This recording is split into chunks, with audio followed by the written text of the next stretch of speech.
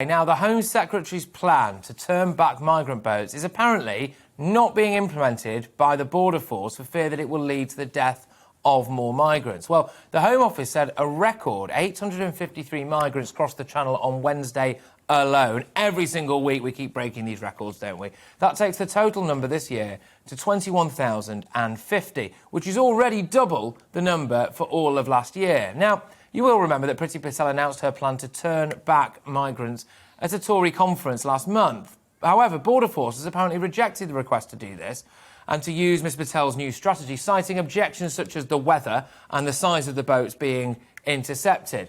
Well, joining me now to discuss this is former UKIP leader Henry Bolton. Henry, good evening to you. Thank you very much for joining us this fine evening, Patrick. So the Border Force, it appears anyway, is essentially going against the advice or the demands, really, of our Home Secretary. I mean, is that legal? Where do you stand on that? Yeah, it's entirely legal. The problem that Border Force have got is that the Home Secretary's plan is utterly unworkable. I mean, it's nice. I mean, you know, of course, we'd all like to see these dinghies being turned back mid-channel. But the reality is that the operational reality in the middle of the channel, in the busiest waterway in the world, and in the context of something called the UN Convention on the Law of the Seas, which seriously restricts these sort of activities under international law, not British law, under international law, then all of the responsibility for anything going wrong doesn't rest with the Home Secretary, it rests with the vessel captain or skipper. And to be honest, these Border Force vessels aren't very large, but they're pretty heavy, pretty bulky. And if you try to force a dinghy back using one of those, the chances are that something's going to happen. Somebody's going to fall into the water. Somebody may drown. And then, because it will have been a deliberate act, the Border Force vessel skipper is legally liable, regardless of what the Home Secretary says. She wanted to make them immune, didn't she? Which I think implies, I imagine the Home Secretary will deny this, but if you decide that you want to implement this policy and the result of that policy is that potentially people might die, and then you want to make the Border Force immune from prosecution if indeed someone does die, the implication there is that our Home Secretary was willing to accept some migrant deaths. What do you think about that? Well, I think, we're starting at the wrong point, Patrick, really. I think the point is this the best way? Should we be waiting for them to reach mid-channel or UK waters before we do anything about stopping them? And the answer is no, absolutely not. Between whether it's Afghanistan, Syria, wherever it might be, and the northern French border, the northern French border with the Channel, the UK border, there are a multitude, obviously, of points along that route where interdiction through working with local law enforcement, local intelligence, various countries along the way, proactive intelligence and tactical operations by the UK could disrupt this. And in fact, there is a precedent for that. We were doing precisely that between 2003 and 2006. When I was doing that, I was leading those efforts in the Southern Balkans. So it is effective. It works. It reduces the flow.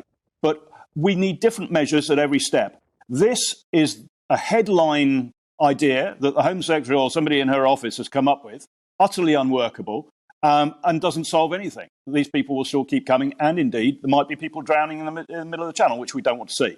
So, no, Patrick, if I may, the problem here is that the Home Office, as I've used this phrase before, but is all at sea, forgive the pun. They have no idea how to put together a fully integrated and comprehensive strategy to deal with this across government. Everything's being left to the Home Office. It requires Foreign Office engagement. It requires Ministry of Defence engagement and various other organisations as well. To give you an example, we've got 11 different government agencies operating vessels at sea in some relation to our borders. Our territorial fishing waters are pretty much the same, except for a few dozen miles as our maritime borders for immigration purposes. And yet we've got different agencies handling this. In the United States, there's one agency. It's the US Coast Guard. It deals with all of this. One vessel can be dealing with all of these things at the same, just one thing after another, rather like a police patrol car will deal with different types of crime. Here, we're a mess. It's chaotic, incoherent, and the strategy, frankly, doesn't exist. Do you find it absolutely astonishing that we seem incapable of cracking these migrant gangs, the people who are supplying boats and the people who are organising people's journeys across mainland Europe? I mean, if we cut the head off the snake, that would be one way of getting rid of this problem, wouldn't it? Yeah, but remember that it's a sort of there's a pipeline of these people moving already. There will be people now leaving Syria as we talk, and Afghanistan and places in Africa, with the sole intention of reaching Calais and getting across to the UK. So this is a pipeline matter, and it's so dealing with these criminals isn't going to stop it. And having dealt with organised crime myself in the past, the fact is that if you sort of cut off one head here, another one will emerge somewhere else. We need a more sustainable solution. And to answer your question, I find it absolutely appalling. I find it staggeringly incompetent of our government that they have not managed to stop this problem, or at least reduce it significantly. It's a total lack of competency within the Home Office and the government. It's appalling. Well, I think it is. Look, as long as our border force decides that it doesn't want to implement Priti Patel's policy, basically, she needs a new policy, doesn't she? Yes, she does. She needs a fully integrated border management strategy, combining all the efforts of all parts of government to one set of clearly stated objectives and aims. And that's lacking in every area of government, not just this. But now we're seeing that play out with all these 21,000 people this year. It's staggeringly incompetent. It's the biggest scandal, I think, biggest political scandal in the UK this century so far. Just quickly, Henry, because I'm going to bring in my esteemed panel very shortly. I just want one more with you, even, easy for me to say, before I do. A lot of people are genuinely concerned about the lack of knowledge that we have of most of the people making it across here, and whether or not they may come from countries that do not share our cultural values when it comes to women's rights, the safety of women, gay rights, etc., etc., etc. In your opinion, are we importing a lot of people, or allowing them to import themselves anyway, in a way that actually, frankly, could pose a risk to us? Yeah, absolutely, Patrick, absolutely. And I'm probably breaking some sort of confidence here, but when I was operating, as I said, 2003, 2006, we tracked 4 people who were moving through the southern Balkans to a Scandinavian country.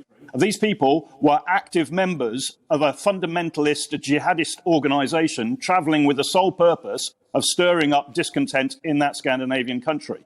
So the answer to your question is a very clear yes. And we know that for a fact. The government knows that for a fact.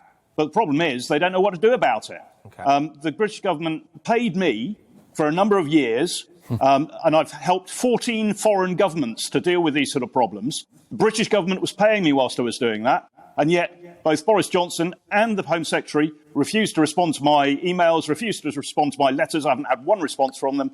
They know that, that I've done this for other countries, but they don't want to talk about it here. All right. Probably because I'm the former UKIP leader and it's a bit awkward for them. Henry, let's see what my panel has to say about all of this. We've got journalist and broadcaster Sam Dowler. We've also got comedian Abby Roberts, sorry, Abby, and broadcaster Mike Parry as well. Sam, I'm going to start with you. What's your points to Henry? Well, I mean, for the first time ever, I completely agree with someone who used to lead UKIP. I mean, it obviously doesn't work at all, and the people who are working at the border, on the border force, they're human beings. Of course, they're not going to be able to turn somebody away with their boats and then potentially see them drop into the sea and drown. I mean, I'd like to see Priti Patel go out there on a dinghy with a tannoy, telling people to turn away. But she obviously doesn't. She hasn't even thought about it at all. And I respect the border force for not complying with what she has said. Do you? Well, go on then, Henry. Do you respect the border force for not complying with what Priti Patel said? Yeah. I've got mixed feelings about this. Patrick, I'm ex-military and, you're given an order, you carry it out. But in this particular case, I would say it's questionable whether it's even a lawful order. I think I'm surprised the border force hasn't pushed back before this stage. Maybe they did. Behind the scenes, we didn't know about it, saying that they don't want to do this. Frankly, it's not their fault. If I was in their position, I'd be extremely unhappy. I would be banging the drum and saying, Home Secretary, you've got this bloody wrong. You need to be thinking about this in a totally different frame. This is not the way forward. Okay. OK, all right. Abby, have you got anything to put to Henry? Yeah, sorry. Hi, Henry. I was just going to say a couple of things, which is that really this is a case, isn't it, of the horse has bolted, and now we're shutting the stable door after 20 years. When Tony Blair was just an open borders policy. And the other thing I was going to say is, I think this is what we're seeing now is, for a start, we haven't got a Conservative government in power, but also because of Brexit. I think this is Europe basically sticking the finger up to the UK, saying, "Well, you might want our help, but actually, we're not going to give you any help because Boris Johnson, basically sort of took the easy way out with the Brexit deal, and that's what's happening here." Is that what's happening in your opinion, Henry? Well, I think, interesting point there, because one of the reasons we voted to leave the European Union was to take back control of our borders. Yeah. There are a couple of sort of really important failures here on the part of the British government. One is that they have failed to take control of our borders. Point one, we're talking about that now. And the second one is, this isn't only to do with France. This is now an external border with the European Union, or for the European Union. Actually, France's ability to negotiate anything here is limited. So we've got to deal with Brussels as well. And indeed, all these people have come through the European Union to get to Calais. So I think there's a significant there are two significant points there that we really need to be talking about.